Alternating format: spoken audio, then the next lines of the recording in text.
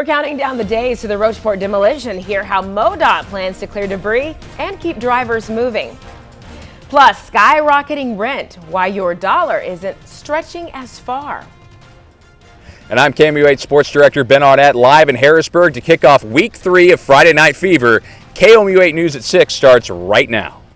Coverage you can count on. KOMU 8 News starts now. You are taking one of your last live looks over the old Rocheport Bridge before MoDOT crews begin demolition this weekend. At 7:30 Sunday morning, MoDOT is scheduled to blow up the old I-70 bridge over Missouri River. Good evening, everyone. I'm Evie Allen. Thanks so much for joining us. KOMU 8's John Murphy joins us in studio now to tell us what comes after that demolition. John. Evie, 6 million pounds of steel, cables, and other pieces of the bridge will plummet into the Missouri River on Sunday morning. So today, I asked the project director how they plan to get it out. This is a huge bridge that, it's been there a long time that basically, most folks around here have grown up with this bridge being their access to and from the east and west part of the state. Mike Shoup is MoDOT's project director for the bridge. He says they're working with a contractor to get the mess cleared out after the blast. And they have to get the main channel opened in just 24 hours. 24 hours is obviously a tight timeline. He says the bridge will come down in large chunks and the top will still be above the water. Cranes will lift out the chunks and place them on barges to be hauled away. Keep working on that process in a repeat motion until they've got the main river span, the through channel for barge traffic opened up, which is about a 300-foot section.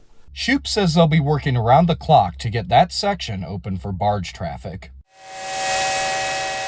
My perspective is the bridge had always been somewhat of a bottleneck, and I don't know exactly why. There was 4 lanes of traffic, 2 on each direction. I caught up with Jeff Pewitt at the Missouri River Valley Steam Association's 60th annual steam show. It's taking place just off the first exit west of the bridge. But people get close to a bridge and stuff, they start slowing down.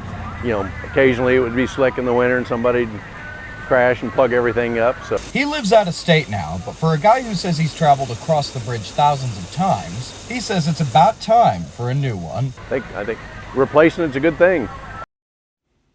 Now, the steam show is going on through Sunday, but Pewitt told me he thinks most of the traffic getting there will come from people slowing down to look at the old bridge. Now, MoDOT says the highway should only be closed for about an hour starting at around 7:15 on Sunday morning. We'll have a live stream of the explosion over on our website, KOMU.com. In the studio, John Murphy, KOMU 8 News. All right, thank you, John. As fall gets closer, cooler temperatures will follow, but one Columbia realtor says the housing market is still hot. The main concern the industry faces is inventory shortages.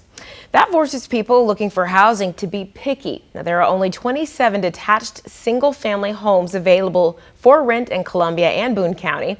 But that's not the only obstacle for consumers. For renters, the cheapest you'll find is $1,400 a month. The most expensive creeps up to over $4,000.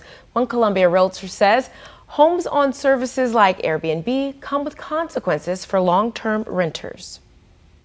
It's taken a lot of rentals out of the market. It's really hurting our market. It really is. Landlords know they can get more money for that. So it works out for them, but it's really hard if you're looking for something to rent for a year or 2 years. For those buying or selling a home, recent numbers from the Columbia Board of Realtors show 239 Columbia homes were sold in July this year. Now that's a 5% decrease compared to last year. Columbia police closed the intersection of Broadway and College Avenue earlier today after reports of an injured man on the road. Now, College Avenue was closed to traffic for nearly an hour while authorities cleared the scene. CPD, fire, and EMS responded. A man was transported to a local hospital where he is now in stable but critical condition. Columbia police say they're investigating the incident. As this investigation goes on, we'll provide any updates necessary. We do ask if anyone does have information, they can provide it to CPD or contact Crime Stoppers to remain anonymous. This is a developing story, so we'll keep you updated as we learn more. A man charged in the killing of a Columbia woman had a case reviewed today. Jesse Randall Williams is charged with first-degree murder. Now, authorities say Williams threw a woman over a bridge last October. Today, a judge denied the defense's motion to suppress evidence, except for material prosecutors had already agreed to. No plea offer has been made for Williams at this time. He's being held in the Missouri Department of Corrections without bail. Callers to the federal 988 suicide and crisis line will soon have a new language option. Today, the director of 988 announced the addition of American Sign Language services. KOMU8's Samantha Walker joins us in studio now to tell us what this means for callers in crisis. Samantha. American Sign Language, also known as ASL, is a language commonly spoken by deaf and hard of hearing people. Currently, callers have to go to the 988 website or call a 1-800 number to receive ASL services. Soon, people with a video phone will be able to dial 988 to be connected to a crisis counselor. Callers will be able to speak and receive support in ASL. The Missouri-based group, Deaf Lead, is one of 2 centers nationwide to help provide ASL services to 988. Deaf Lead says the change will help break down barriers for deaf individuals experiencing a crisis. The national director of 988 says the addition is a step forward for deaf and hard of hearing people. Everybody deserves the same right to have those services be accessible and to be equitable. And that's why this is so important. Johnson says the new ASL service should be made available to callers within the next few weeks. For more information on this story, visit KOMU.com. In the studio, Samantha Walker, KOMU8 News. All right, thank you, Samantha. Well, KOMU8's F&F coverage rolls on with Week 3 action. Our game of the week is Marceline at Harrisburg. So let's send it out now to our F&F crew, who is live in Harrisburg with coverage of tonight's big game. Hello there, you two.